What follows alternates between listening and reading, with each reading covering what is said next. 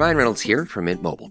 I don't know if you knew this, but anyone can get the same premium wireless for $15 a month plan that I've been enjoying. It's not just for celebrities. So do like I did and have one of your assistants switch you to Mint Mobile today.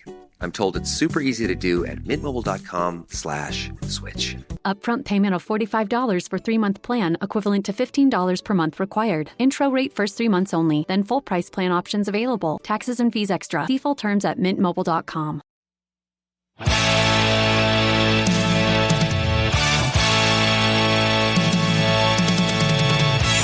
Welcome to Critical Hit, a Major Spoilers podcast. Thank you so much for downloading and checking us out this week. Hey, everybody. If you like RPGs and you want to hear Rodrigo share his in-depth thoughts about RPGs, probably dungeon mastering, how to build a good game, all of that fun stuff, then you can go check him out at the C3 Game Con, taking place April 11th through the 12th in Corvallis, Oregon. Rodrigo, what's going on here? Yeah, so I'm going to be at the C3 Game Con. This is in the Corvallis Community Center. That's what the C3 is.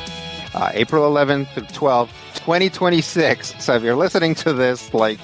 Hello, future people. Hello, future people. Don't randomly show up there if it's like later. Maybe they'll have me back someday. Too early to tell. Hasn't happened yet. So, I'm going to be there. The plan right now is for me to be there both days. So I'm going to be presenting and hopefully getting a chance to meet people. I'm probably not going to have any books on me, but if you bring your tallest rabbit, I'll sign it. Yeah, if you want to find out more, go to the corvallisoregon.gov website and look under their Parks and Rec section, and you can find the C3 Game Con with tickets are pretty inexpensive. $15 for a one-day pass. Yeah, it's a small convention, so pass. Yeah, it's cozy. Like I really like the vibe that they got going on. It's cozy. So are you going to do like a how to run a cozy Lancer mystery? A cozy Lancer mystery. Cozy mechs. There you go. All right, Rodrigo. I think we have gotten back to base? ? Yeah, pretty much. So last time on Critical Hit, you guys managed to basically complete Operation Scalpel, dropped off some medical staff, made your way through a mysterious forest, and then loaded up and got shipped back to the moon. So we'll pick up as you guys arrive back at the at your headquarters on Ingrata, the blue-green moon. This ship is able to basically pretty much come to a stop and then just vertically like slowly descend. So it descends back into its hangar, and you guys are let out of your mechs, and the engineers have let you know that it's like they'll get your mechs out, bring them over to the hangar, start looking at them, processing whatever data you guys have or whatever. So you guys are basically able to do whatever you want once you get down. All right. Isan will hop out of his mech and go find Impact. All right. Where is Impact? Just kind of, where is he heading? Where's Impact heading? Where's the food? Yeah. So Tuzon can catch up with Impact as he's heading to one of the storage facilities for your GMS rations. Hey, Impact. Hold on a second. Hey, what's up? Had a moment to cool down, but we need to talk. What the heck was that back there in that last battle? I think I'm going to need some more specific. Look, you put us all in danger there. We're relying on a whole team here. There's 5 of us. We need to work together. And you were just running your mech into the ground, just so you could finish off one single enemy. And then that left us down a whole mech the entire rest of the fight. We almost didn't make it out. We had an objective. Yes. That objective at no point said, make sure that my Everest comes through unscathed. No. We don't particularly care if one of us goes down, and making the sacrifice play in the right situation is good. But leaving us in a situation where we're down firepower can leave the whole team in danger. And that was where we were at. What specifically would you have not done? If we run our mechs too hard, they will break down, and then we can't continue the fight. I've broken more mechs than anyone in this pilot pool, and I'm telling you right now, I'll break more if it gets us to our goal. Now, here's the thing. I ain't mad at you. I see your point, and I'll tell you the same thing that I told Chameleon. I am absolutely happy to do that. But when we are in a combat situation, if no one is telling me, hey, here's an objective, hey, try this, hey, maybe don't do that, I'm used to just making sure that the objective is followed. Give me a second. We got 3 other people over there, right? Are they incapable of fighting? Didn't say they were. Could any one of them have taken out that last mech there? I'm going to be honest with you. I don't remember. All right. Look, and that's another thing that we're going to get into. We don't have to be the one that finishes it off as long as it gets done. This isn't about my ego. I'm not a ring general, okay? Here's my thing. We had an entire, I still, for the life of me, I cannot tell you what that personnel carrier, whatever it was, what that did. It had not done whatever it was that it was going to do. We took it out. And I appreciate the fact that we took it out together. But we were at a point where that was a specific threat in my line of fire. I could guarantee that that threat would go down. And so that's what I did. Yeah. Now, here's the thing. My comm channel is always open. And I will always take feedback, especially since you guys are probably a lot more accustomed to working in teams than I am. I'm not a tag guy, but what is your experience before this? Have you been mostly on solo missions, or you been maybe in pairs? I work a lot of solo. Honestly, a lot of times when they call for impact, they're calling for 2 things. You're looking for, we may not make it back, and we're looking for the phrase that we used back in the day is the maximum property damage. So I like to hit it until it falls down. But again, I'm not happy with the way that went. I don't think that I necessarily had that under control. And again, I can't think of anything different that I should have done, could have done, would have done. If we are in that moment and you see something that I don't, absolutely hit me with it. All right. I've seen what you can do. I respect what you can do. I respect what all those guys can do. But again, I'm used to if there's a problem, I throw myself at it and knock it down, and hopefully it stays down. So, all right. Let me tell you about my experience. Sure. My team, we work together to protect our walkers. They're like almost small cities on a mech frame, basically. So they're pretty enormous, but our whole family's in those. And we protect them from outside threats, mostly big uns. They're large creatures, also roughly that size. And just one of us is never going to be able to stop one of them. We always have to work as a team. And if any one of us tries to take one down by ourselves, the end of that person, generally. Maybe they survive, but their mech certainly doesn't. So what we usually have to do to keep them at bay is work together to jump in, jump out. As soon as its attention turns to you, you have to be quick on your feet, get out of its way, keep moving it in the wrong direction so it avoids going after our walker. So in those situations, you can't be the one who tries to take it on, frontal-like. You gotta maneuver around to the sides, maybe take out a leg, but either way, keep it occupied until our walker can get clear.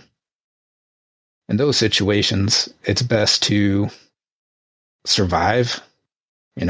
Sometimes you take a bad hit, you got to go get some repairs, but at least you made it out alive. And that's the situation I suppose I'm more used to. I hadn't considered that maybe your experiences might be a bit different than that. Definitely. And again, where I look at it differently, where I come from, we're construction workers, we're builders, we're fixers, we put it together. And if your tool breaks, you make another tool. So, yeah, definitely. I can be more aware of that, and I'll be more. Yeah, it's just that when we're doing this sort of escort mission, we never know when we might have more threats down the road, and we gotta at least keep all of our frames moving so that we can continue fighting those. I guess that's more what I'm used to doing. I mean, in the right situation, or the wrong situation, I suppose, if it's between you and the walker, it's always you that goes down and you save the family. But yeah, that's where our experiences are the same. So definitely, yeah, I think I'll be more communicative. I'll try to see if we can be more of we can be a 5-pointed star. Yeah. I don't know what that means, but it sounds good. We saw at the end of that fight, Bandwidth was able to employ some firepower. That's true. Million had to make the same play because there wasn't any other choice that you had to make. And that got us through. That was a really close one there for a bit. Yeah. Do you know how I got the call sign impact? Sounds like you probably ran into something pretty hard. Some things, actually. One of the things that if you're in the Crunch Corps and you're not a big name, if you're not like the top of the heap, you're just kind of a guy. But sometimes if you do, say, things that are notable over and over and over, like maybe kind of mech balling yourself into stuff and wrecking it and hitting things really hard with your mech's head, literally in some cases. That's why I like that hammer. Wow. People will be like, hey, maybe that's the same guy that we saw before. Maybe that's the same guy that we saw before. And they started calling me Impact because I hit things really hard with my head. So, again, that's a plus and that's a minus. Either way, I want to let you know I appreciate you bringing it to me. I respect that you brought it to me like this. And I'll keep it under advisement. I will say, though, that I was quite impressed with what you did after your mech got shot down. Jumping on top of that, a moving vehicle and trying to conduct their path from there. That was good work. Yeah, I'm actually thinking about that. And the Everest just feels a little big. And I don't necessarily want to be, me-sized. But I'm wondering if maybe something a little faster, a little more agile, maybe, down the line, something that might be worth looking into. Like I said, it's not the first time I've wrecked one. I don't expect it'll be the last time, but out of respect, I'll definitely make sure that if it has to blow up again, it has to blow up and not just that it did. All right. Probably ought to start uncovering those lights. That's the most I can ask of anyone. That's why I carry the black tape. You just, when the lights go off and they start, you just put the tape right across it. Yeah, that when those you don't get the glare. When you start getting exposed your reactor on that, then the mech ends up being a lot more vulnerable to damage. Yeah, but if you get to a point where, you start kind of vibing and, the things like emergency, and you can just like remix it. Emergency.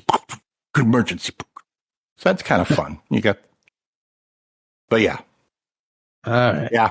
I figure I've had this side of the conversation twice, and I'm going to definitely try not to have it 3 times. Well, that sounds like a good plan then. We solid? Yeah. All right. Impact offers his hand. I'll do a very manly handshake. It's okay. So yeah, we were never here. By this time, you guys have a place where you can sit down to eat. I'm guessing Tucson also probably grabbed some food while he was there. Yeah. You realize about the time when you do a manly handshake and sit down that around a corner, somebody is watching you. It's not hard to tell who it is because it's the only member of your team that has horns. You recognize one of your engineers, Nell, is like peeking around a corner at you, and it's like it's far enough away that she can't necessarily hear what you're saying, but she's just kind of being a little weird. Hey, Nell. She like kind of pops out from there and walks over, and she's like, "Hey guys, that was a great mission you did. You settling in for some food?" Yeah, I'm not sure what it is, but... Well, I was wondering if you'd be willing to give me the starch sticks from your trays. That depends what you're willing to trade them for. I've got these extra sauces. I do like my sauces. You see her try to look slyly back in the direction, or like not slyly, but surreptitiously in the direction that she came. And then like her eyes snap back at you or to you. Was there someone else sitting over there where she was at? You do catch a glimpse of someone else back there. Yeah, so I've got these sauces, and she like hands them to each of you and then kind of reaches for each of your starch sticks. I won't stop And she like takes them, and then she kind of walks about halfway there, walks quickly, and then breaks into a run. And you guys hear some laughing from around the corner. You're pretty sure that was Duari, who's the very pale guy that has like the built-in goggles to his face. Feel like we should check these sauces. They seem fine. They appear to be sealed. Can we tell which flavor they are? Yeah. One of them is a gravy, and one of them is like a honey mustard. I'll trade you for the honey mustard.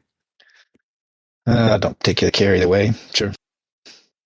What is everyone else doing in the meantime? I will say that Sab very helpfully has set up basically sets up a little server for after action reports. But unfortunately, he set it up so that teammates can nominate who should do the after action report. So I'm going to count to 3, and then you say who you're nominating. Okay? 1, 2, 3. Bandwidth. Okay. Bandwidth gets a ding and says, "You've been nominated by your peers to write the after action report." Well, I'm going to hit the showers first, and then I'll get on that. Okay. Yep. Bandwidth gets to have a decently relaxing shower. Can change into some non-armory clothes. Yeah, just like some more sweat or just, casual, comfy clothes. And yeah, probably grab like some sort of granola bar or some other more snacky type food and head on over to the terminal to start filling in the report. Okay. Generally speaking, what do you put in the report? Broadly, I say that it was, a successful mission. No casualties to, the team or any of the extraction. Once we rendezvoused with them, there was, losses in, equipment and some potential, learning points there, but ultimately, yeah, we were successful despite some loss of material. Yeah, loss of material and some pretty sizable resistance. Okay. I'll definitely be sure to mention the sniper guy because he seemed to be an interesting anomaly in the opposing forces. Do you remember his call sign? Wasn't it D-bag? Annelid or something? I forget. It's nematode. Nematode. Yeah. Good association. Yeah, you're on the right track. Yeah. I did see the video about them on YouTube. Yeah. Okay. Yeah, definitely you can put in some of the capabilities because again, these are like new mechs for the police, for the peace offices. Yeah, definitely. So yeah, you can get into that. The big boys. Jerks. As you are writing it, Chio's like her report, like her engineering report comes in, so you have access to that too if you want to point to anything or anything like that. Yeah, absolutely. I'll look that over and see if any of that I need to annotate or refer to. All right, so you do that for a bit. What does let's say Chameleon do? Chameleon goes and cleans up first, takes care of any injuries that he may have, scrapes, cuts, whatever. Don't want to get an infection. And then kind of wanders the hall, looking around to see if he can find anybody who might be able to do some mech reprinting. And if he can't find anybody, he's going to go and maybe go talk to Absab really quick. Okay. I mean, you probably can find some engineer who's like on duty right now, but also you can talk to Absab. Hey, Absab. Hello. Do you get the telemetry of the battles as they're happening? I can access it. Can you kind of do a quick analysis based on what's been turned in for the report, and as well as stuff that happened in real time, and let me review the tapes? Certainly, I will compile that for you, and then I'll just spend some time reviewing what went right and what went wrong in the extraction. Yeah, you do get a lot of additional information in that. Like, generally speaking, you can kind of tell where people's like reactors are at. Just, in case there's like things are melting. But this has a little bit more direct information about it. So you can tell who was like really overheating. And sure enough, there's Absab compiled some graphs for you too. And it's fun to see like any given graph that maybe goes up or goes down and kind of has like peaks and valleys and then like drops precipitously at minute whatever of the fight, where it's very clearly when your mech got destroyed. Yeah. Same thing with impacts. Where like, yeah, and like if you overlay the graphs, right, of like everything that was going on with your mech, they all like drop at the same time. Mm-hmm. Yeah. I should have held back just a moment or two longer to see if I could get a repair in, but I thought I was undercover enough, and man, those guys really laid into me. I got to remember that next time. Make a mental note to thank Tank the next time I see him. Yeah, and that's it. I'll just continue to review the tapes, look for ways to improve what I messed up on, like a good pilot does. Sure. Somebody has to review the tapes.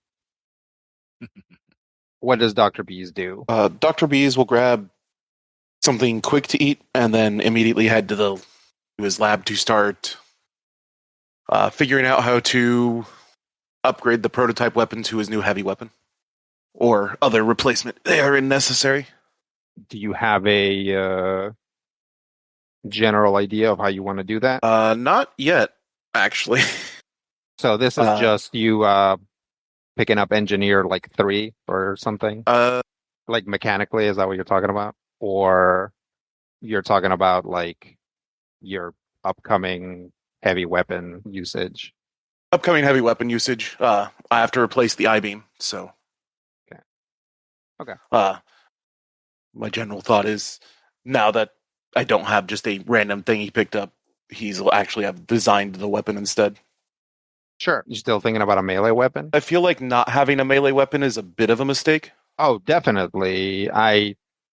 But your prototype weapon is already generally a melee weapon.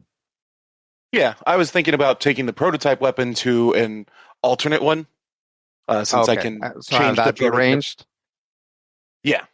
Yeah, especially if you end up looking at Nexus weapons, you can change it into a Nexus. So yeah, like I get to do all sorts of weird stuff with the prototype weapon, and since I've been having the prototype weapon just be a random stinger thing, I was looking at flavoring the next heavy weapon as that. Yeah, you're able to find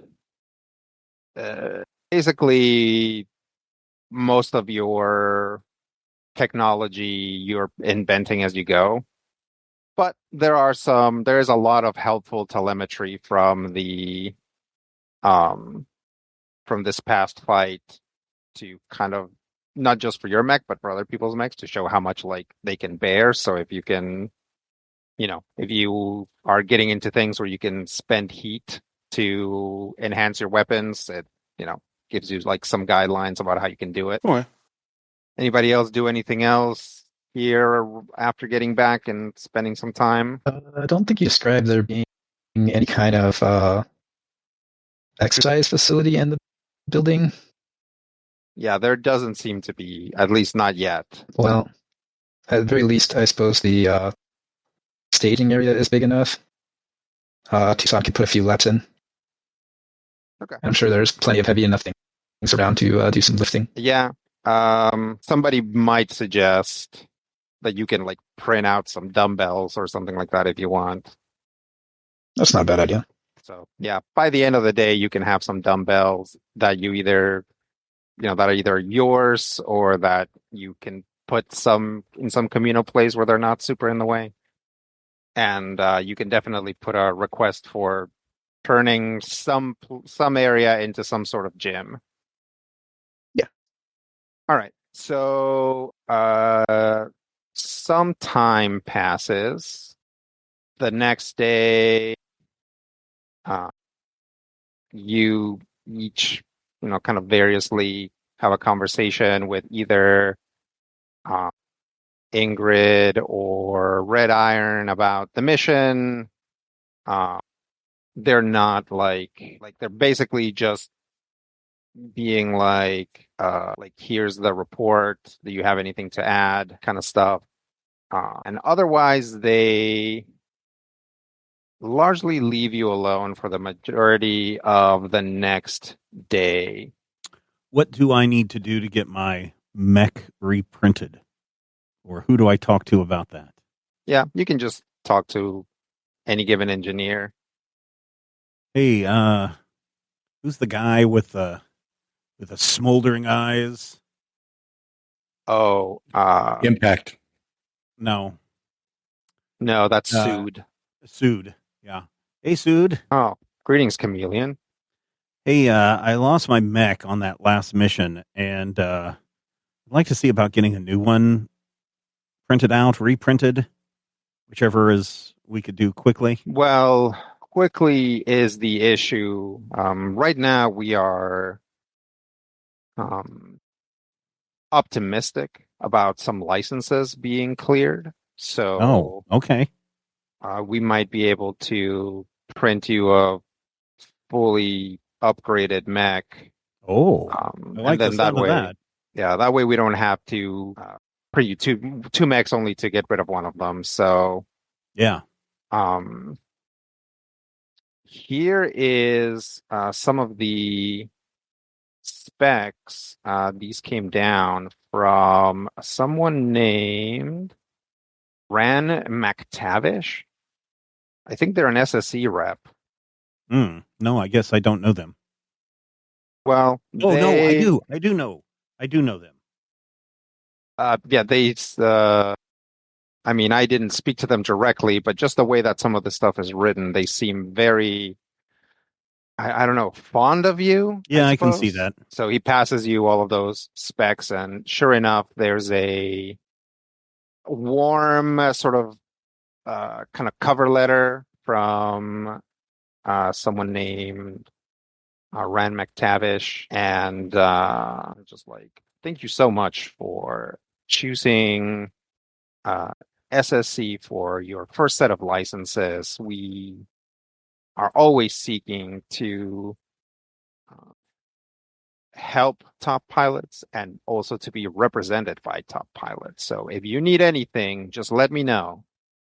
And then there's like, some contact info, and then a ton of just like cool stuff, like cool specs for potentially speccing out a new mech.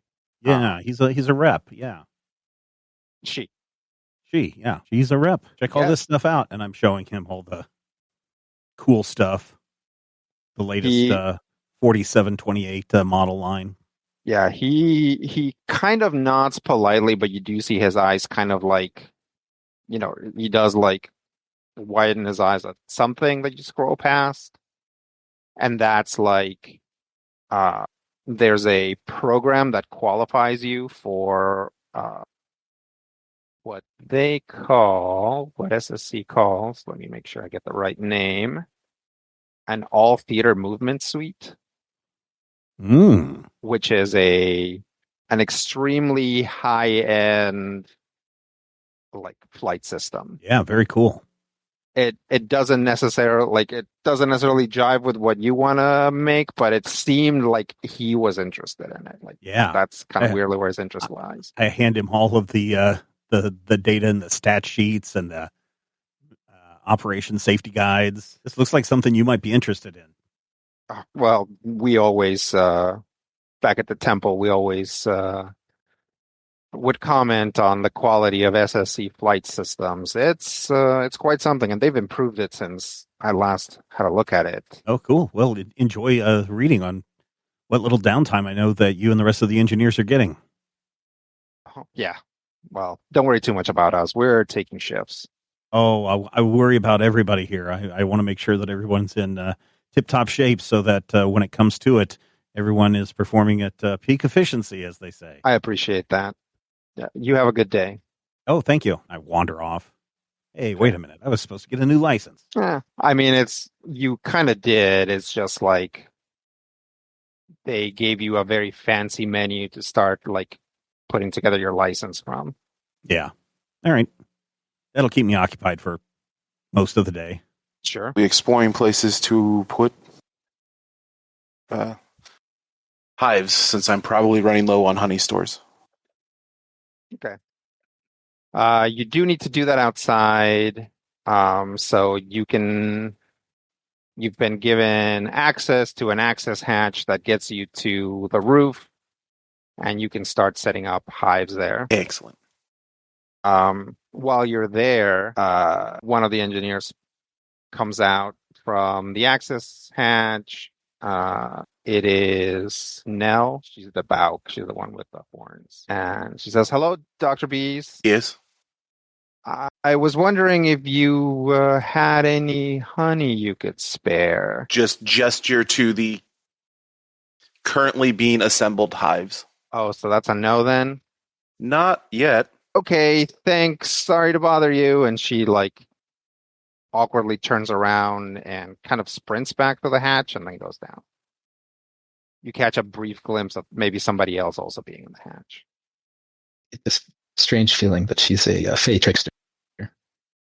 Well, I don't think there's any problem with giving them food. Oh, right. Yeah. Just don't take what they give you, I guess, if that's what you're worried about. Too late. Yeah, that's true. Rest up is also valid if you can't think of anything specifically that your character would do. Yeah. Probably look over, whatever data my ancillary scans have picked up, see if it finds anything important. Assuming there's nothing too exciting there, I'll probably just kind of wander a bit and see what other people are up to and see if I hang out with someone else more of a trying to relax. Okay. I'll say that you do run into let's say Tucson on Impact, who probably now have a budding gym bros friendship as they're kind of taking some newly printed weight equipment over to an office or a meeting room that they've kind of started to convert into a gym. Yeah, that's a good idea. Yeah, I don't know that I'm the most disciplined when it comes to physical fitness, but it definitely wouldn't be a bad idea. Yeah, I'll join you guys. Yeah, I was just thinking that gravity here is a bit lighter than it is on the surface, so we'll need to keep up some exercise so that we can function correctly when we head back down on emissions. Well, yeah, definitely. That's a good point. Yeah, definitely should need to counteract the atrophy. And yeah, okay. Have you thought about maybe doing any sort of recreational sport field or court? Well, I was thinking about doing some things on the surface, but I'm concerned about those moon makeshift craft still moving around up there. So we'll probably have to clear some of them out to make sure that we have a safe area for it. We might check and see if there's any big empty spaces. I don't know if we've explored the whole base or not, if there's any space that we could take without causing any issues. So there are areas that have a lot of space. Unfortunately, they need to have a lot of space, right? There's only so much of the staging area that you could do something with, but you might be able to use it when neither missions nor repairs are being done, where you'd have to move mechs around. Mm-hmm. It is a huge, just concrete slab.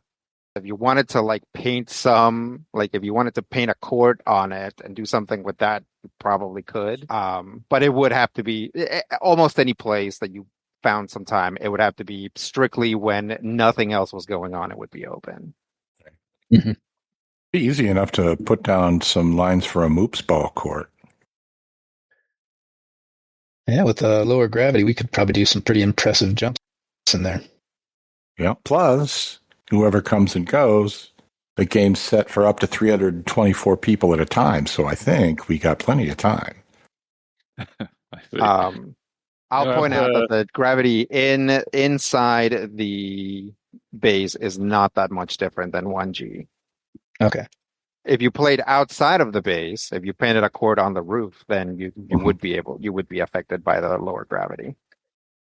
Right. Probably also, launch yourself into space and die, but not quite, but possibly not land where you meant to. But I always land where I meant to, as far as anybody knows. Yeah. your head. Exactly. Yep. Most stable part of the body. Right. As you guys are kind of discussing what size regulation, was it Moop Ball? Moop Ball? Moops ball. Moops Ball. What size and regulation Moops Ball you should get? Again, because all of these are offices, there's just like they're just like one of the walls is just glass and you can just look right outside of it. You spot Duari again, the guy who's like very pale. He's got the goggles built into his face, and he's carrying something. And when he sees that you guys are looking at him, he kind of like starts hurrying. I feel like the engineers have something that we don't know. Is it like an inside joke, or? I think they must have smuggled some kind of critter up here. I think that's either that or some other kind of stowaway. Either for a minute, I thought maybe they were fans, but maybe not. It could be. But I think if we follow him right about now, we might find out what it is he's feeding. Might be something we should look into. So the guy in the Hawaiian shirt, the guy with the red mohawk, and the guy with what do you got? Cybernetic nose and stuff? No, I'd say I'm pretty You look like a guy. dressed down. Yeah, just more casual. We're gonna walk casual. Yeah. Okay. Da-da-da-da. Well, sure enough, he leads you right to engineering when you walk in, because again, it's sort of sectioned off. The first person you run into is Chiyo, who, again, she's like thin, has brown hair, has kind of a bit of a hook to her nose.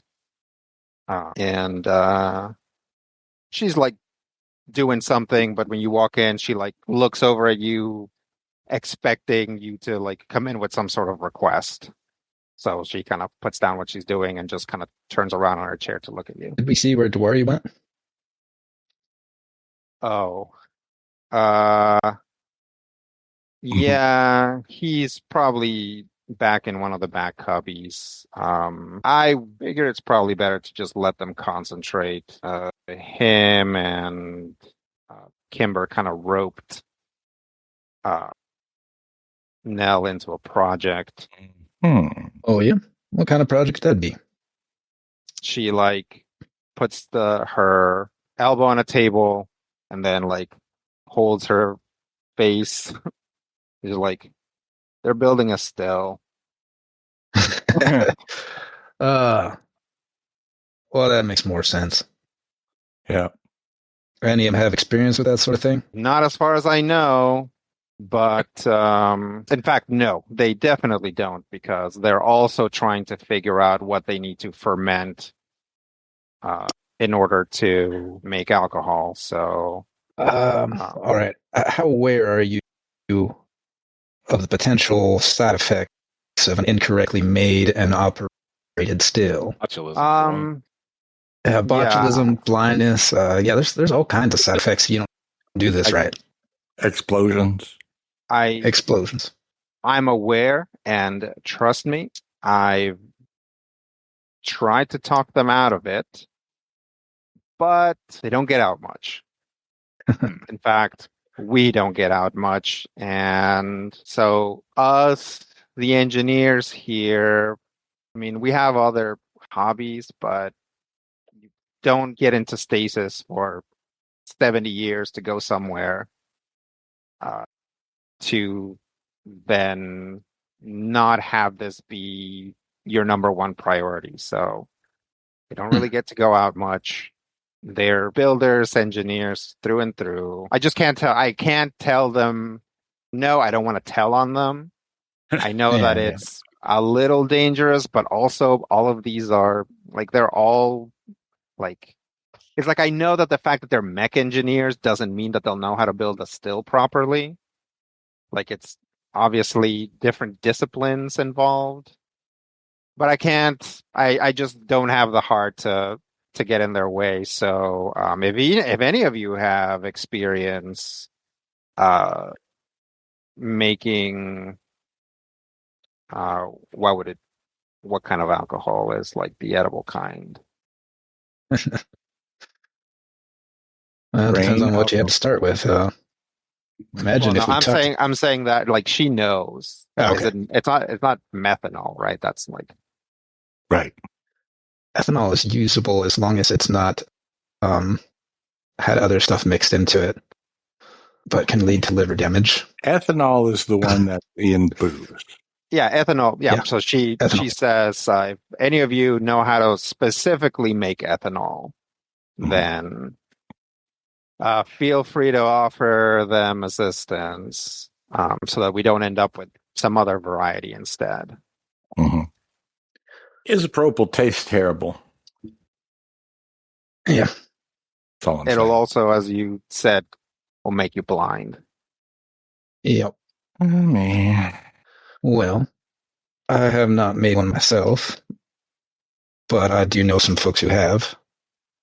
I'll see if I can contact them, or at least have them send me a schematic.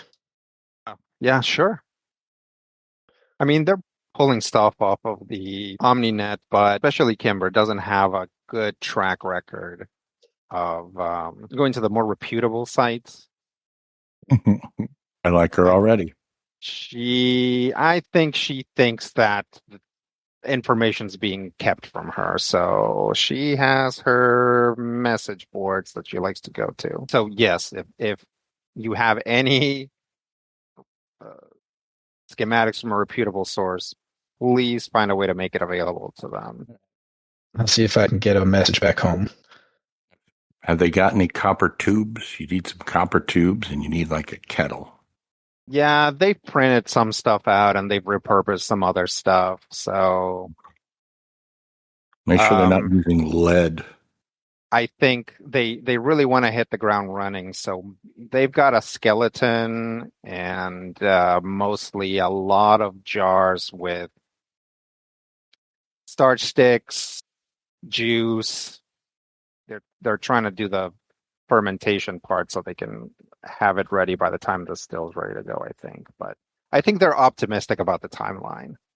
I think most of that stuff's going to end up in the drain. Anyway, I don't want to get into it. If you guys want to talk to them about it, feel free. Or you have any actual mech engineering that you need, I'm here for you. And she kind of, not entirely impolitely, but she kind of turns back around and starts like messing with her terminal again. What I mean is like if you're talking to someone, they might turn around and do some work. It's not that they're not listening to you, like she's not trying to be rude. But she kind of gets back to it. Yep, somebody who's busy enough that they're going to work. Yeah.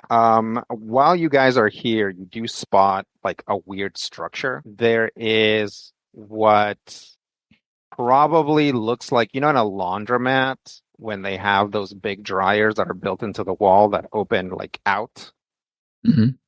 It's kind of like that. It's like a structure with like 3 of them that are offset off the ground by a few feet. So it's like a platform that's a few feet tall, then like 3 of those side to side.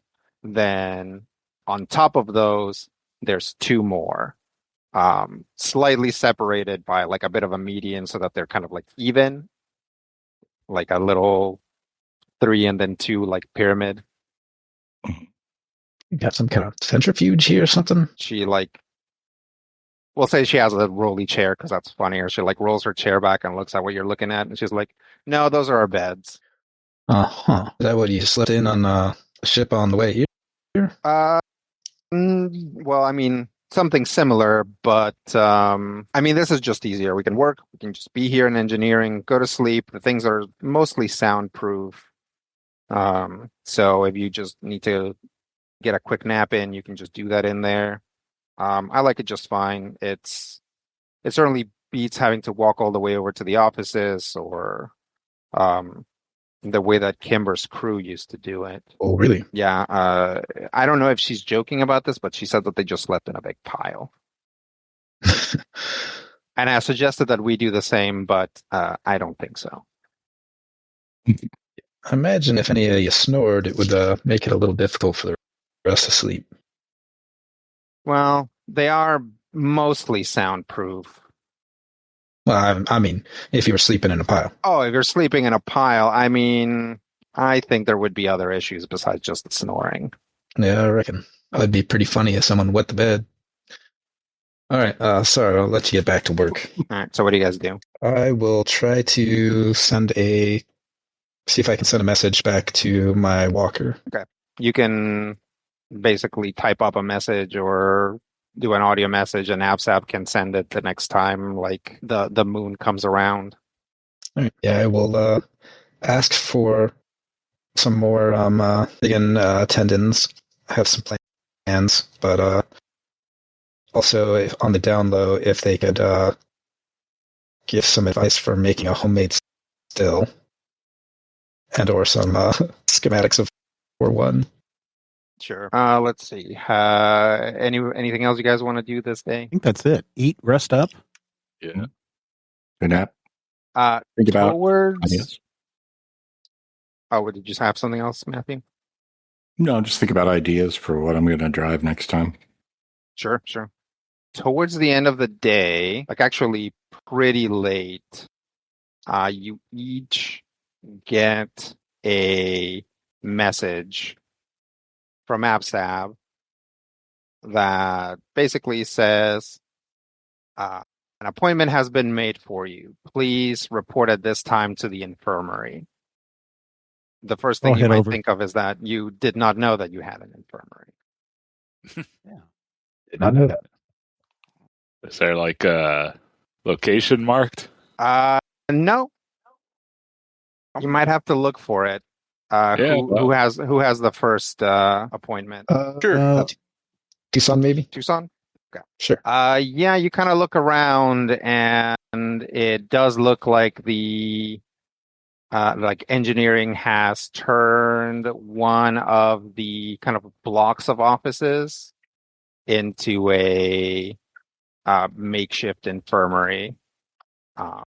There is a little desk in front, like a bit of like an office in front, which has a little kind of like hockey puck kind of looking device, like at the center of the desk, like that front desk. When you walk in, AppSab appears above the hockey puck type device. It says, "Welcome to the infirmary." At least I found it. What's my appointment here for? Your appointment is for a physical given by the facilities doctor. Uh-huh. Who would that be? From inside, you hear a voice that you recognize. You hear a woman's voice say, "Just let him in, AppSab. Please go in and have a healthy day." Well, thank you. Something is in the pipes. Yep. You walk in. Mm-hmm. Inside is a space that has, sort of like a doctor's office. There's like that kind of bed chair thing that you sit at that can be like raised and lowered and moved around. Some like extra lights, a little desk. In the far area, there is kind of a like whole body scanner that you can stand at, or it seems to be able to like pivot it so that you can lay down on it if you need to. And a bunch of cabinets with stuff in them. But more importantly, there's a person there that you recognize as one of the doctors that you rescued. In fact, the doctor whose video you saw of her like throwing a hand grenade, she is somewhat pale, has long gray silvery hair, and as you walk in, you see that there's a little plaque on the desk that says Dr. Dinah Mondragon. Hello, Tucson, right? Indeed. Well, first off, and she kind of motions for you to sit on the exam area. Right. First off, I'd like to thank you for rescuing us. That was some fine piloting you boys did. Thank you. And I'd say that was a pretty good job of getting yourselves out of there yourself. Well, that's I've been in situations like that before, so you can't just trust in Providence to get you out. It does butt up against the oath, but what are you gonna do? Yeah. And while she's doing that, she kind of like motions while you're talking for you to like basically give her your arm. So I'm just gonna do some tests. I'm gonna need some blood. At some point, I'd like some urine as well. But this is just a general physical, and she, checks your arm, checks does that thing where she like pats your stomach, tests your reflexes. Definitely at one point, she like seems to jab her fingers into like the back of your ribs, like really sharply and painfully. Don't reckon I've ever had that happen to me before by a doctor. Some discomfort there. Yeah. She like goes to one of her drawers and like pulls out like a mirror, and she like angles it so that you can look at it and so that you can see your own back, and you have a huge bruise there. Why don't you hop on the scanner real quick? All right. I'm sure it's nothing. You are quickly scanned. It just kind of like goes like and like just down once and back up once. And she's like, okay, well, all your vitals are fine. So, and she'll take some blood and she'll be like, okay, that should be everything. I'll let you know if there's anything concerning, but I'm sure a young buck like you doesn't have anything to worry about. Yeah. All right, who's next? I am Chameleon. Okay. Hello, doctor. Hello. What's the situation? It's just a general checkup. Oh, okay. And so I take off my jumper and just drop it to the floor. Yep. She has you sit at the table and, just kind of does regular tests your reflexes, gets your blood pressure, takes a blood sample. She it's like while she's like kind of like poking at you and stuff, she kind of does this weird thing where she like pushes your head and you like start to fall off the chair. Whoa, hey. Oh, she like grabs you. Sorry about that. Why don't you hop on the scanner real quick? Okay. And sure enough, get scanned. She says, all right, well, that should be everything. I'll let you know if there are any problems. And once again, thank you for your help. Sure. Okay. Have a good day, doctor. You too. I pull on my jumpsuit and walk out. Have a good day, Chameleon. You too, Absab. Hey, what's in the pipes? What do you mean? I'm just, checking to see if there's anything in the pipes.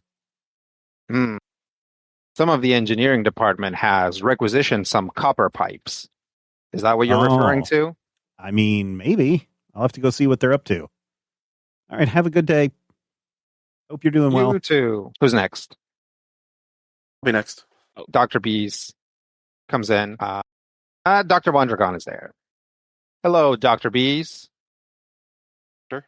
First off, as she kind of motions for you to sit at the exam area, she says, well, first off, thank you for the rescue. And I'm just conducting some standard physical tests. Make sure you guys are in tip-top shape. Reasonable. What do you need from me? Just gonna need some arms mostly. So go ahead and put your lab coat on the hook there and roll up your sleeves. Yep, do as told. Yep. Takes your blood pressure. There's stuff that she can do. Obviously, she can take your reflexes without you taking your pants off or anything. She does this she turns on a light and says okay, just follow this light with your eyes. But she kind of does it weird because it's when she goes to the right, she gets it all the way to your peripheral vision, but when she goes to the left, she goes way past it. Turn my head to follow. Absab, can you project a reading chart? And a reading chart appears on the wall. Can you read? Can you read the third one down? Yeah. You read it, and it's perfectly clear. Just okay, all right. Just go ahead and hop on the scanner. It was requested. Yep. You get scanned. All right, that should be it. Once again, thank you, and I look forward to working with you. Likewise. Put my coat back on and head out. Yep. This the infirmary? Yes, this is the infirmary. Welcome. Yeah, thank you. Your appointment is now. Guess I'll show myself in. Yes, please. All right. Thank you, Abzaf. And by now, it's probably gotten back to you that Dr. Mondragon is here. She's one of the people that you rescued. Says, hello. Once again, thank you for the rescue. You boys really came in the nick of time there. Glad to have a medical person on board. Yeah, I decided that instead of heading to Haunted Island to count bugs with the rest of Union Science, or put myself in a frozen coffin for a couple 100 years to go somewhere else, I might do more good here. Yeah, I mean, I understand that. I thought you might. She...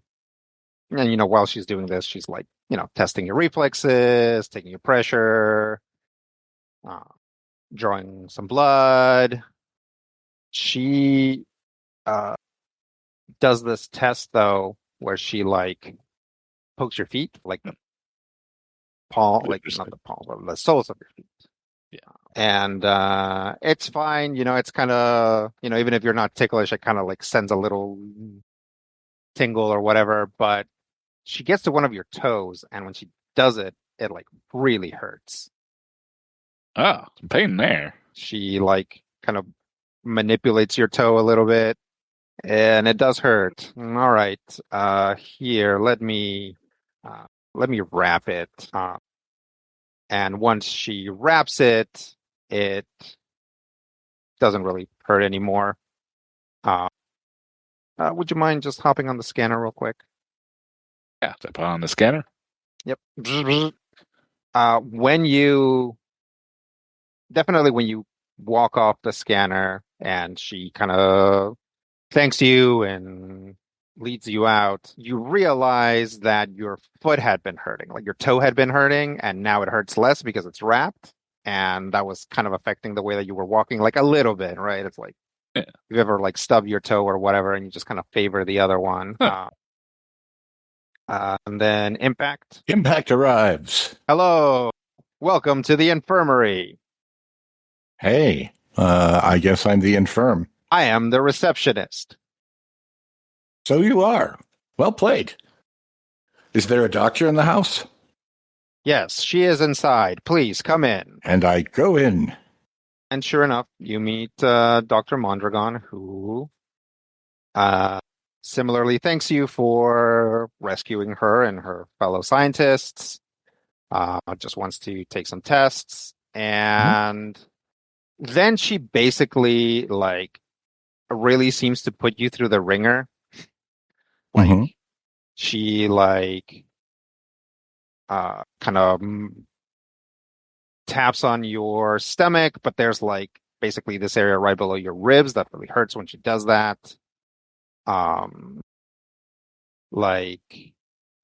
She has a similar thing where she like kind of feels like your vertebrae about halfway down your back. It's like just kind of tender. And yeah, just like a lot of the tests are like she shines a light in your eyes and it's like really bright and uncomfortable. And eventually she draws some blood. She takes your blood pressure. That stuff doesn't hurt. She asks you to get into the scanner. The scanner doesn't hurt. Mm-hmm. And give it to me straight, doctor. Will I ever play the holophoner again? I think you're probably going to be just fine, but you definitely need to get some rest. Story of my life.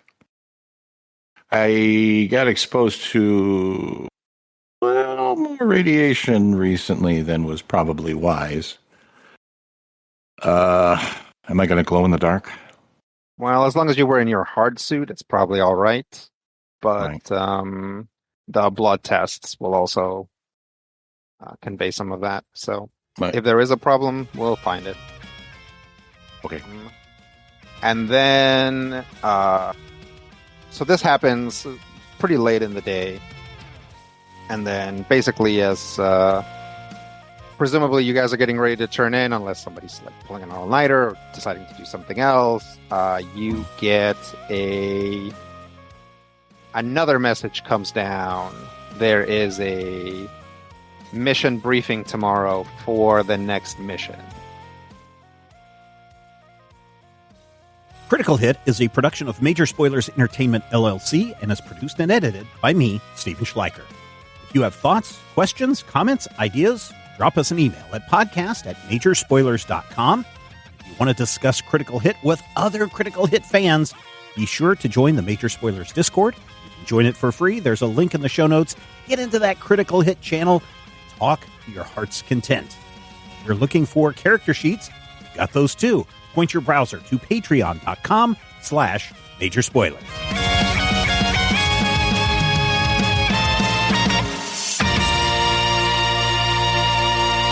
This podcast is copyright 2026 by Major Spoilers Entertainment, LLC.